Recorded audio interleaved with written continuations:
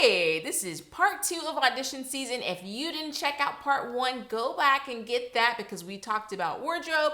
I'm Artina McCain. I'm Martin McCain. And we are here creating your musical identity.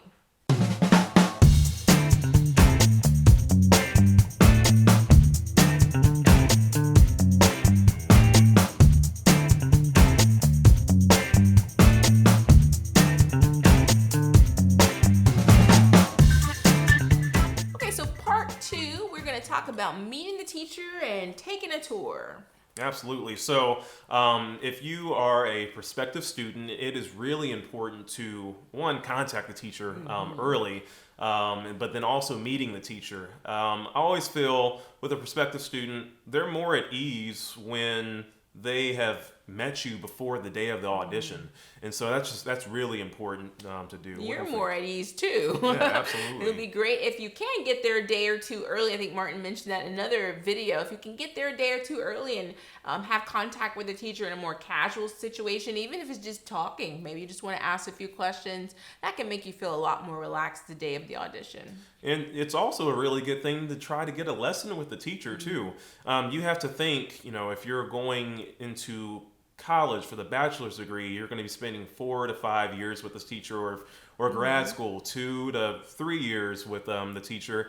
That do you gel with this teacher? Do you like their teaching style? Those things are really important. But then also, if this is like a dream teacher that you really want to study with, a lot of times teachers are more inclined to actually accept a student that they had some type of rapport with. But if you never really interact with the teacher at all, sometimes that's a little hard. And the teacher's usually going to maybe accept the student that they've actually interacted with a little bit more. And you would be surprised that people contact teachers sometimes a year to 2 years in advance of when they want to go to school. So don't panic. If you haven't done that, it's not too late, but do go ahead and reach out. And if you have that opportunity, most schools have the list on the audition form where you can choose the teacher. I would go ahead and do that. That person can often become an advocate for you during the scholarship process. Whereas if you haven't really thought about it or you haven't met anyone at all, you don't really have an advocate in the case that there are many people applying for your program or your specific degree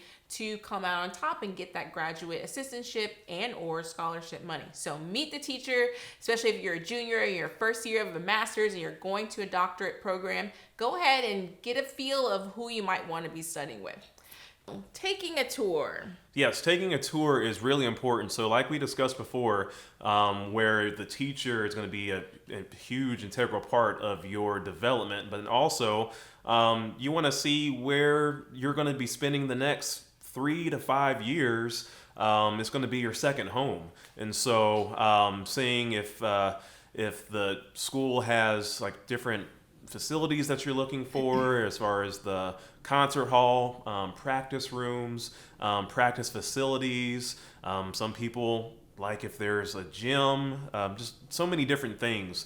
And so it's really important to check that out. Is it a huge campus, 50,000 students? Do you feel at home?